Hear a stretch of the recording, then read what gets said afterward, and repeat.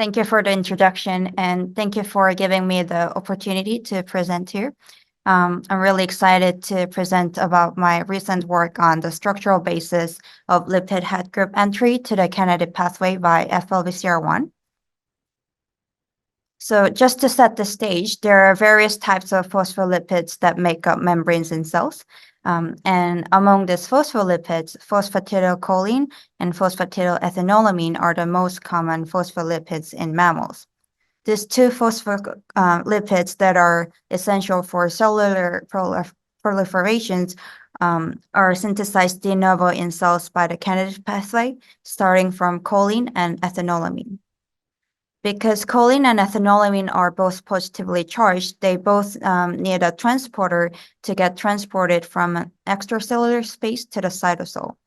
Despite their importance, ubiquitously expressed high-affinity choline and ethanolamine transporters were unknown for a long period of time. We recently found that a plasma membrane protein called FLVCR1 is a ubiquitously expressed high-affinity choline transporter in mammals. So our collaborator performed genome-wise association study, which explores the connection between the serum metabolite level and genes. And he found that phosphocholine, which is a downstream metabolite of choline metabolism, is linked with the FLVCR1 gene.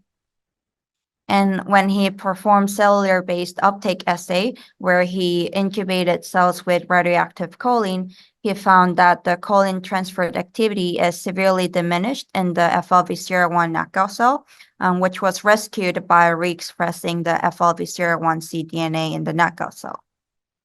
He also tracked incorporation of isotopically labeled choline into the downstream metabolites betaine, phosphocholine, and glycerophosphcholine, and found that the incorporation into the downstream metabolites are severely blunted in the knockout cells, which was rescued by re-expressing the FLVCR1 cDNA. So the cellular data suggested that FLVCR1 is a choline transporter. And FLVCR1 knockout mice were embryonic lethal, indicating that the metabolite transport by FLVCR1 is essential for mammalian survival. Just to give you more background on this protein, FLVCR1, FLVCR1 is a plasma membrane protein that's ubiquitously expressed, and its mutation is known to cause a disease called PCARP, or posterior column ataxia with retinitis pigmentosa, which is a neurodegenerative disease characterized by the loss of cells in the light-sensitive tissues in the eyes. It's a member of a protein family called SLC49 family, which has 4 members. And its closest paralog, FLVCR2, has also recently been identified as a choline transporter, but the other 2 transporter has not been characterized yet. FLVCR1 is a member of a larger protein family called MFS transporters, or major facilitator superfamily transporters. And MFS transporters can be divided into 3 groups based on the mode of transport. One is uniporter, or also known as a passive facilitator, which transports solids passively across the membrane down the concentration gradient. Another one is symporter, which simultaneously transports 2 types of solids in the same direction using the energy of concentration gradient of one solute to transport the other solute up the concentration gradient. The last one is antiporter, which transports 2 types of solids in the opposite direction simultaneously using the energy from concentration gradient of one solute to move the other solute up the concentration gradient. And ions such as sodium and proton are commonly used in the symport and antiport system. The mode of the transport of FLVCR was unknown, so one of the goals of my project was to elucidate the mode of transport of FLVCR1, and other goals included elucidating the mechanism of substrate recognition and translocation by FLVCR1, which can be done by looking at the structures. Another goal was to identify if there's any additional substrates of FLVCR1. So to answer the first question, which was to investigate the mode of transport of FLVCR1, I used an in vitro system because in vitro system eliminates the complexity of cell-based system, whereas there are many other proteins and a variety of ions present at the same time. So in this in vitro system, I purified human FLVCR1 and reconstituted into liposome. And then I monitored uptake of the radioactive choline present in the external buffer into the liposome. And I was able to demonstrate FLVCR1 specific uptake of choline using this in vitro liposome assay, confirming that FLVCR1 is indeed a bona fide choline transporter, and that the results we saw in the cellular-based assays were not just due to FLVCR1 helping another protein that could be transporting choline. So using the same in vitro liposome system, I wanted to test whether the choline transport by FLVCR1 is proton coupled. So in order to test this, I kept the pH of the inside of the liposome the same while varying the pH of the outside buffer. And the choline transport activity was not significantly changed by altering the pH of the outside buffer, meaning that the choline transport by FLVCR1 is proton independent. Then I also wanted to test whether the choline transport by FLVCR1 is sodium independent or dependent, not only because there are many MFS transporters that are sodium dependent, but also because there's a cholinergic neuron-specific high affinity choline transporter called CHT1 that's sodium dependent. So in order to test this, I had potassium inside the liposome and either just potassium or just sodium outside the liposome. And the choline transport activity was same in these two conditions, indicating that the choline transport by FLVCR1 is sodium independent. So FLVCR1 seemed to be a uniporter. Next, I wanted to see if the transport by FLVCR1 is electrogenic, or in other words, if the choline transport by FLVCR1 results in a net charge difference because choline is positively charged. To test this, I had potassium inside the liposome and just sodium outside the liposome. And I added a potassium ionophore called valinomycin, which allows the potassium inside the liposome to exit outside of the liposome. And this results in buildup of negative membrane potential. And we found that the choline transport activity is increased in presence of valinomycin, indicating that choline transport by FLVCR1 is electrogenic and is favored by the negative membrane potential, which makes sense because choline is positively charged. So these in vitro liposome assays show that the metabolite transport by FLVCR1 uses the uniport system and that it's electrogenic. To put this into a broader physiological context, there's 5 to 10 micromolar choline in the plasma or extracellular space, but the concentration of choline in cytosol is extremely low because choline gets immediately phosphorylated by the candidate pathway once it enters the cells. So there's always this concentration gradient across the plasma membrane that can drive the uniport system. And as we all know, the resting membrane potential is also negative, so the electrogenic transport by FLVCR1 would also be favored by the resting membrane potential. After characterizing the mechanism of FLVCR1 transport by the functional assays, I then wanted to look at the structure of FLVCR1 to investigate how FLVCR1 binds and translocates choline. And just to give you a more structural background before I dive into the FLVCR1 structure, MFS transporters have 12 transmembrane domains. The first 6 transmembrane domains and the next 6 transmembrane domains form structural repeats that are structurally homologous to each other. And these 2 structural repeats rock along each other along central axis to allow the alternative access of the substrate binding site to either side of the membrane. So MFS transporter can adopt either outward-facing states, occluded states, or the inward-facing states during their transport cycle. And of course, they can be either substrate bound or in apo states. And in attempt to solve a structure in a substrate bound state, I prepared cryo-EM samples of purified human FLVCR1 in presence of 1 millimolar choline. So for people who are not familiar with cryo-EM, this is the technique that we use to determine the structure of proteins.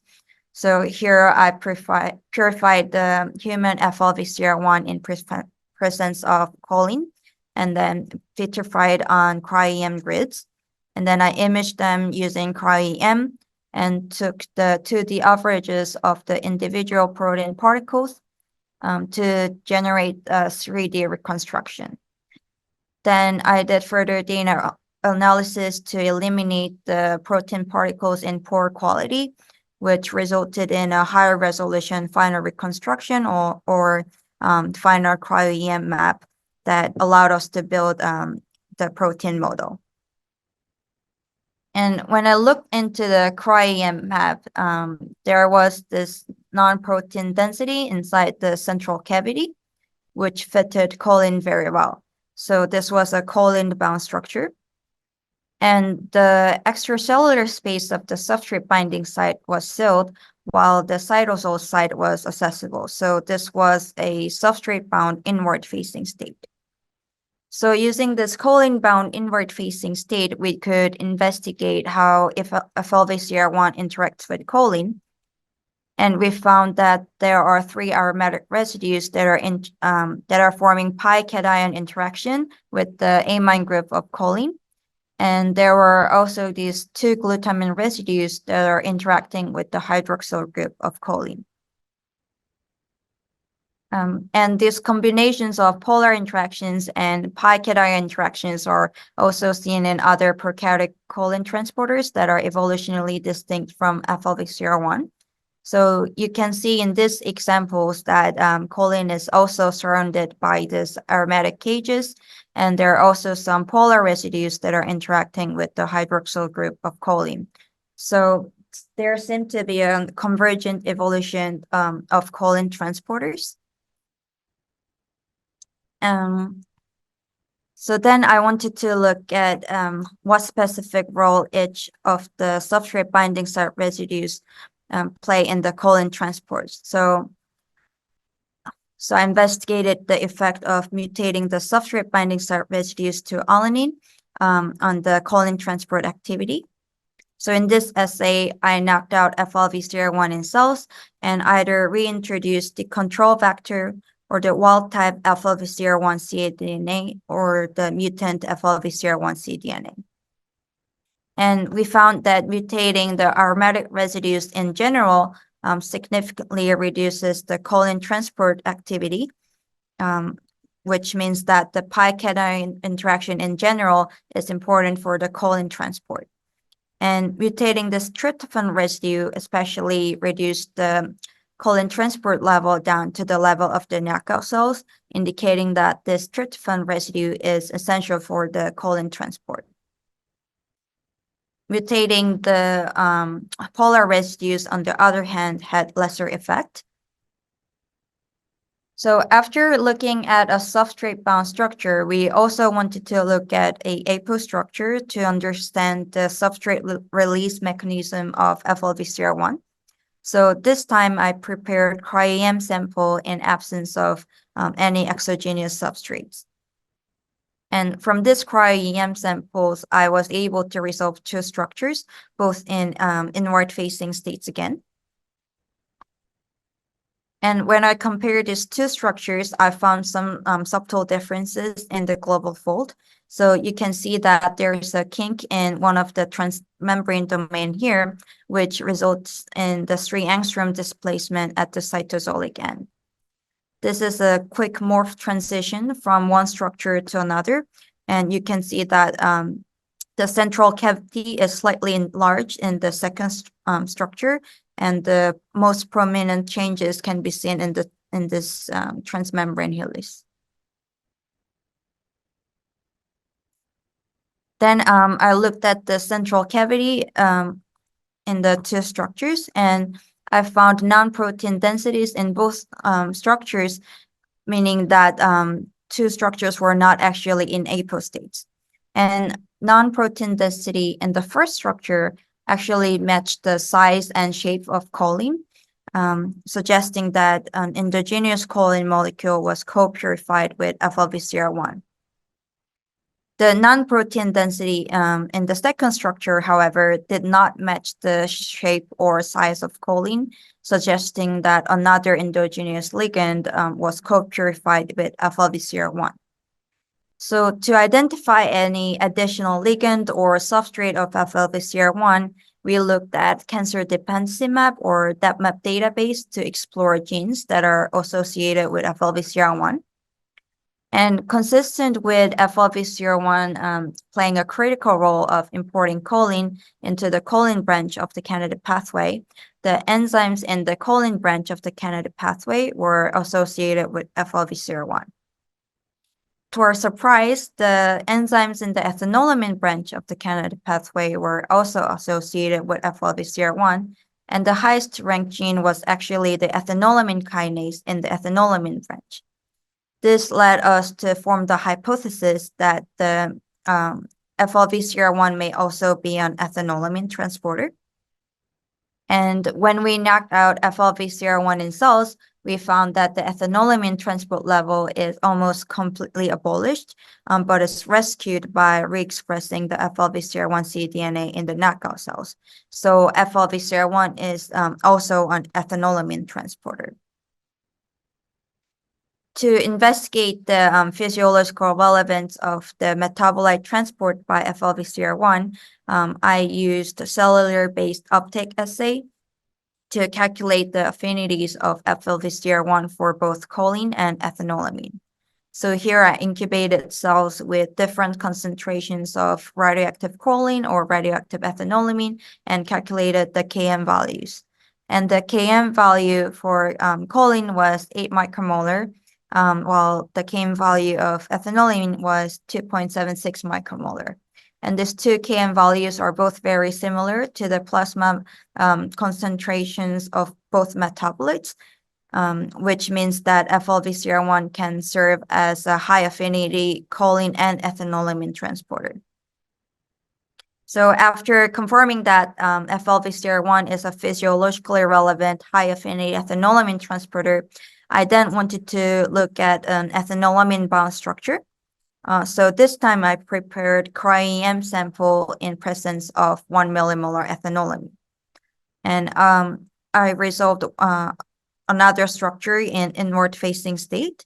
And when I looked into the central cavity, I found non-protein density again, which fitted ethanolamine very well. So this was an ethanolamine bound inward facing state.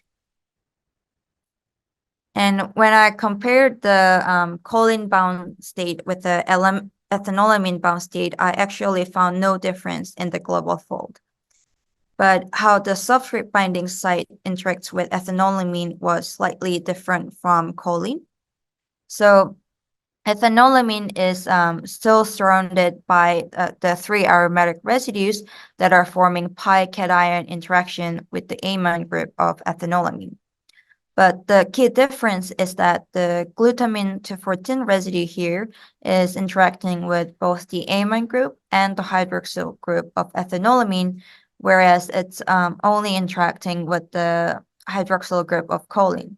So this glutamine 2,14 residue is interacting much stronger with ethanolamine compared to choline. And when I investigated the effect of mutating the substrate binding site residues to alanine on the effect of the ethanolamine transport, I found that mutating the aromatic residues in general significantly reduced the ethanolamine transport level, similar to what we saw with choline. So the pi cation interaction seemed to be both important for ethanolamine and choline transport. But the most interesting finding was that mutating this glutamine 2,14 residue reduced the ethanolamine transport level down to the level of knockout cells, whereas it had minimal effect for the choline transport. And this can be explained by the structures showing this glutamine to 14 residue forming much stronger interaction with the ethanolamine compared to choline. And we also did the incorporation assay where we tracked incorporation of isotopically labeled choline or ethanolamine into the downstream metabolites phosphocholine and phosphoethanolamine, and we found results that are consistent with the transport assay and the structures. So mutating the tryptophan residue completely abolished incorporation of both choline and ethanolamine to the downstream metabolites, consistent with what we saw with the transport assay, and mutating the tyrosine residue, which showed intermediate result for the transport assay, also showed intermediate result for the incorporation assay. And mutating this glutamine to 14 residue completely abolished incorporation of ethanolamine to phosphoethanolamine, but it had no effect for incorporation of choline to phosphocholine, again consistent with the transport assay and the structures. So just to summarize, FLVCR1 is a high affinity choline and ethanolamine transporter. It's a uniporter that's driven by the concentration gradient across the plasma membrane, and it also takes the advantage of the negative resting membrane potential. High cation interactions are important for both choline and ethanolamine transport, but glutamine to 14 residue is critical for ethanolamine transport, but not for the choline transport. With that, I would like to thank all of our lab members, especially my PI, Dr. Richard Haidt, and our collaborator, Tim Kenny, and Dr. Kevin Chborso's lab at Rockefeller. Thank you for your attention.